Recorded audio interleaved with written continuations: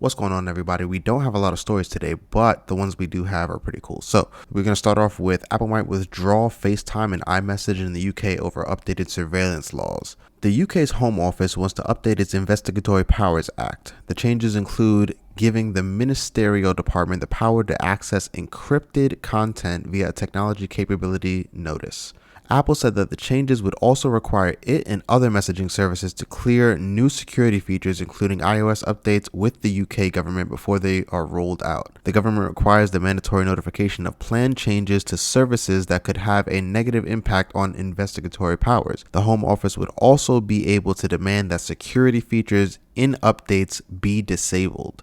Apple says that if it were to acquiesce to the request, it would effectively be granting the UK government control over security and encryption updates globally, as further proposals require non-UK companies to implement changes worldwide. Apple insists it would not make alterations to security that would weaken a product for global users just to satisfy the demands of one country. Apple has new fans in Korea. In South Korea, 69% of adult smartphone users use a Samsung device, while only 23% use iPhones. But the survey reveals a starkly different trend in one demographic: younger millennials and Gen Z. Among the younger generation, aged 18 to 29, iPhone's share rises to 65%, double the Samsung's 32%. This represents a 13% increase in iPhone use from the last year and stands in sharp contrast to older cohorts, where Samsung holds strong with the numbers above 70%. In its analysis, the survey credited iPhone's appeal among young people to Apple's premium branding. For the same storage size, an iPhone 14 costs $989 compared to the Galaxy 23s. They don't give me a conversion, but it's less. Introduction of Apple Pay, Apple's mobile payment service, to Korea earlier this year was cited as another contributing factor. Apple crash detection, not satellite SOS, saved a man who drove off LA cliff. A man was saved by technology late Friday evening after he drove off a cliff in the Mount Wilson area, plummeting nearly 400 feet before his car finally came to a stop. According to deputies with the Crescenta Valley Station of Los Angeles Sheriff's Department, they were contacted by an iPhone communication center at around 10:30 p.m., alerting them of a crash on Mount Wilson Road. Mike Lewem, one of the members of Montrose Search and Rescue, says that the man was bleeding from the head while they rescued him and that his car was totaled in the incident.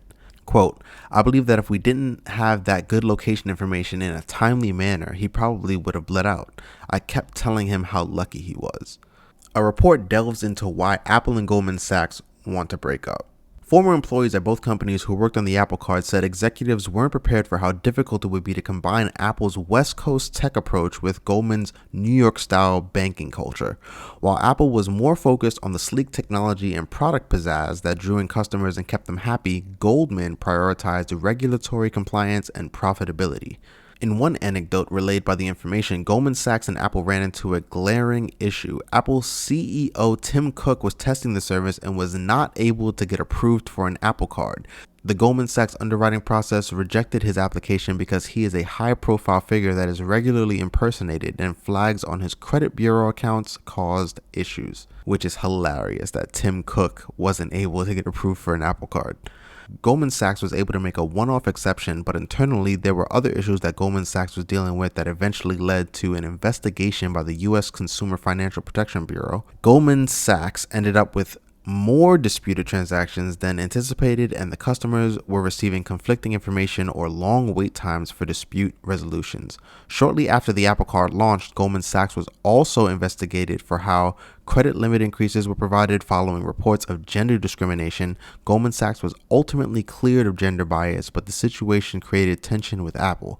The company also had issues with inaccurate statements, delayed payment postings, and problems with credit reports. I'm not sure if it says it in this article, but also Goldman Sachs has been reported to rack up around $1 billion or $1.5 billion in losses due to the Apple Card. So I don't really blame them for wanting to get out of the deal. Okay, that's it for today, guys. Thank you for watching. Give the video a like and subscribe to keep up. I will catch you guys in the next video.